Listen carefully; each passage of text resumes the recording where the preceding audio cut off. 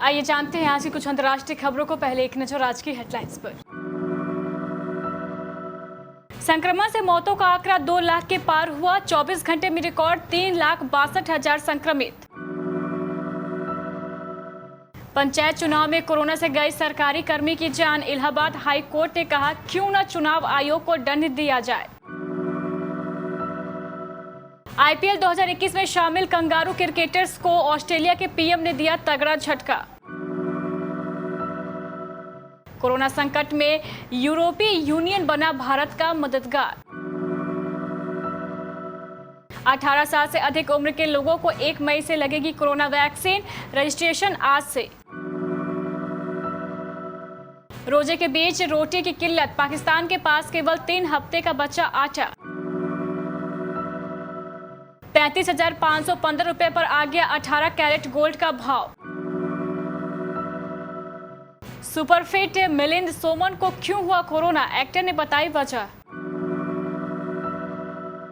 दुल्हन बनी कॉमेडियन सुगंधा संकेत संग लिए 7 फेरे। और हेटमायर का प्रयास गया बेकार। एबी डिविलियर्स के दम पर बेंगलुरु ने रोमांचक मुकाबले में दिल्ली को 1 रन से हराया। देश में कोरोना महामारी से जान गंवाने वालों का आंकड़ा मंगलवार को 2 लाख पार हो गया। पिछले 24 घंटे में संक्रमण से 3,285 लोगों की मौत हो गई। सोमवार को अचानक केस कम होने के बाद मंगलवार को पहली बार एक दिन में रिकॉर्ड 3,62,757 नए मरीज सामने आए हैं। हालांकि राहत की बात ये रही है कि एक दिन में 2,62,039 मरीज ठीक हुए हैं। देश में अब एक्टिव मरीजों की कुल संख्या 29,72,106 हो गई है। यानी इतनी संख्या में मरीज अपना इलाज करवा रहे हैं।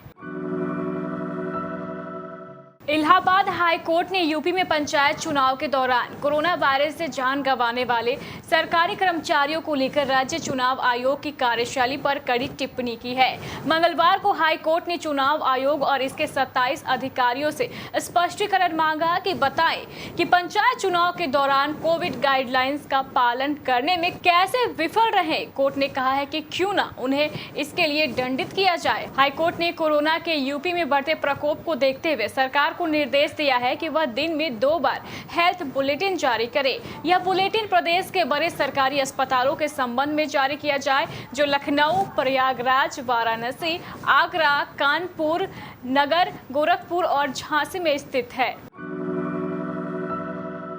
भारत में कोरोना वायरस के कहर को देखते हुए आईपीएल में शामिल कई ऑस्ट्रेलियाई क्रिकेटर अपने देश लौटना चाह रहे हैं, लेकिन उनकी उम्मीदों को बड़ा झटका लगा है। अब उनके लिए स्वदेश लौटना थोड़ा मुश्किल हो जाएगा। ऑस्ट्रेलिया के पीएम स्कॉट मॉरिसन ने मंगलवार को कहा है कि आईपीएल में हिस्सा ले रहे उनके देश के क्रिकेटर्स को स्वदेश लौटने के लिए अपना इंतजाम खुद करना होगा।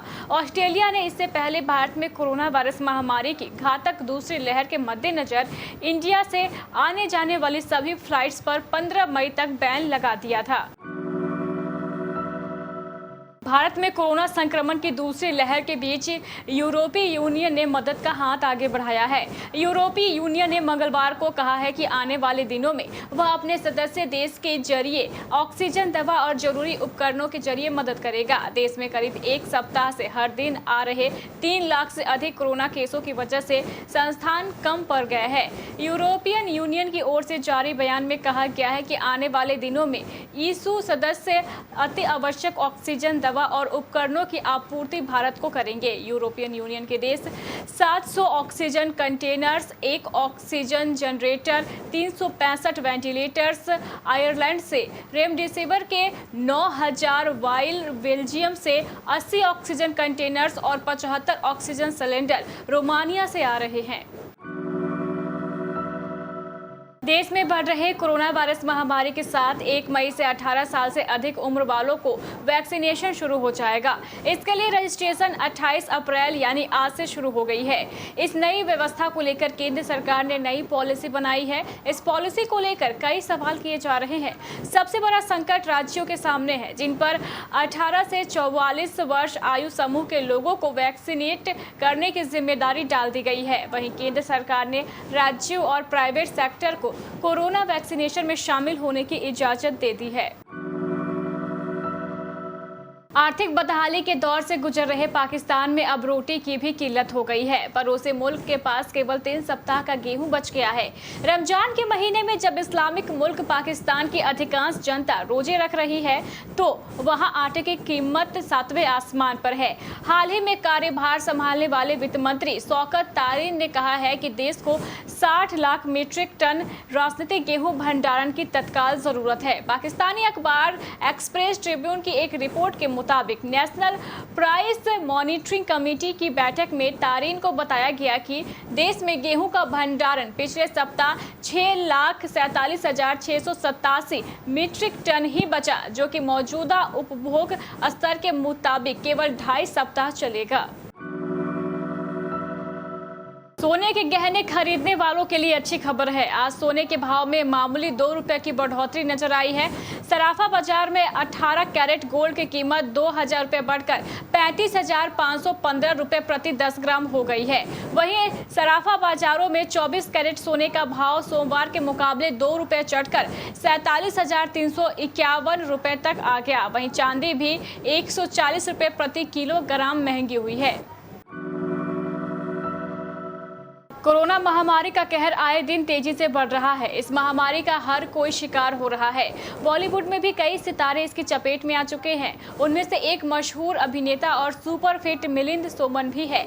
मिलिंद सोमन कुछ समय पहले ही कोविड-19 को मात दे चुके हैं और फिट होकर घर लौटे हैं। मिलिंद के कोरोना संक्रमित होने के बाद उन पर कई सवाल उठे। कई यूजर्स और उनके फैंस ने उनसे पूछा कि वो इतने फिट होने के बाद भी कैसे कोविड के शिकार हुए।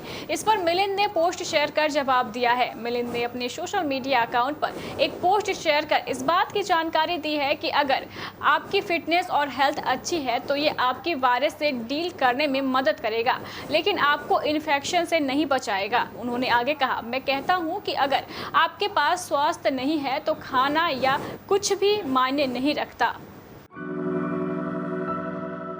सिंगर और कॉमेडियन सुगंधा मिश्रा बॉयफ्रेंड संकेत भोसले संग शादी के बंधन में बंध चुकी है। उनकी शादी की पहली तस्वीर सोशल मीडिया पर काफी वायरल हो रही है। तस्वीर में देखा जा सकता है एक्ट्रेस दुल्हन के जोड़े में काफी खूबसूरत लग रही है। तस्वीरों में कपल वाकई कमाल का लग रहा है। सुगंधा मिश्रा ने अपनी सोशल मीडिया पर अभी तक तस्वीरें शेयर नहीं की है, लेकिन उनकी सगाई की तस्वीरें सोशल मीडिया पर वायरल हो रही है। सुगंधा ने सोशल मीडिया अकाउंट इंस्टाग्राम पर सगाई की फोटो शेयर की। तस्वीरों में देखा जा सकता है सुगंधा ने पिंक और येलो कलर का लहंगा कैरी किया हुआ है। एबी डिविलियर्स के तूफानी अर्धशतक के बाद अंतिम ओवर में मोहम्मद सिराज की धैर्यपूर्ण गेंदबाजी से रॉयल चैलेंजर्स बेंगलुरु ने इंडियन प्रीमियर लीग में मंगलवार को यहां दिल्ली कैपिटल्स को 1 रन से हराकर अंक तालिका में शीर्ष पर पहुंच गया। बेंगलोर की टीम ने इसके साथ ही दिल्ली कैपिटल्स के खिलाफ लगातार 4 हार के क्रम को भी तोड़ दिया। डिविलियर्स ने 42 गेंदों में 5 छक्कों और 3 चौकों से नाबाद 75 रन की पारी खेली, जिससे बेंगलोर की टीम ने 5 विकेट पर 171 रन बनाए। उनके अलावा रजत पाटीदार और ग्लेन मैक्सवेल ने भी उपयोगी पारियां खेली। तो ये थी हमारी कुछ अंतर्राष्ट्रीय खबरें। चलेंगे प्राइम स्टूडियो।